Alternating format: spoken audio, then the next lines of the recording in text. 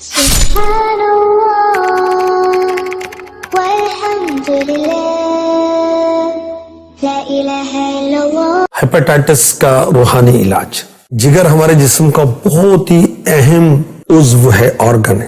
ہمارے سینے کے داہنی طرف رائٹ سائڈ پر پسلیوں کے ساتھ ہوتا ہے، بہت ہی نازک ہے۔ خون کی بہت سی مقدار اس میں موجود ہوتی ہے، عموماً 1400 سے 1600 گرام اس کا ویٹ ہوتا ہے۔ خون صاف کرنے کے علاوہ اس کا اور بھی بڑے اہم کام ہے۔ ہیپاٹائٹس کیا ہے؟ پیلیا یا یرقان جوائنٹس جگر کی خطرناک جان لیوا بیماری۔ اس کا سبب کیا ہے؟ ہیپاٹائٹس نامی وائرس۔ ہیپاٹائٹس وائرس کی 5 قسمیں ڈائگنوز کی گئی ہیں، اے بی سی ڈی ای۔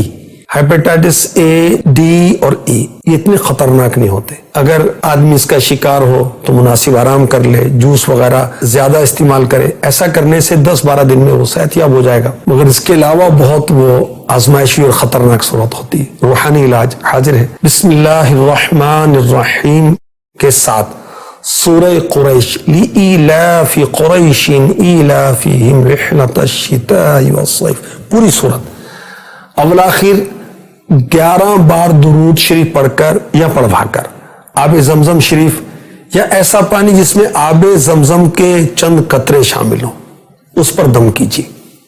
روزانہ صبح دوپہر شام پی لیجیے۔ انشاءاللہ الکریم 40 دن 40 ڈیز کے اندر اندر آپ شفا یاب ہو جائیں گے۔ صرف ایک بار دم کیا ہوا پانی کافی ہے، ضرورتاً پانی اس کے اندر آپ مزید ایڈ کرتے رہیں، شامل کرتے رہیں۔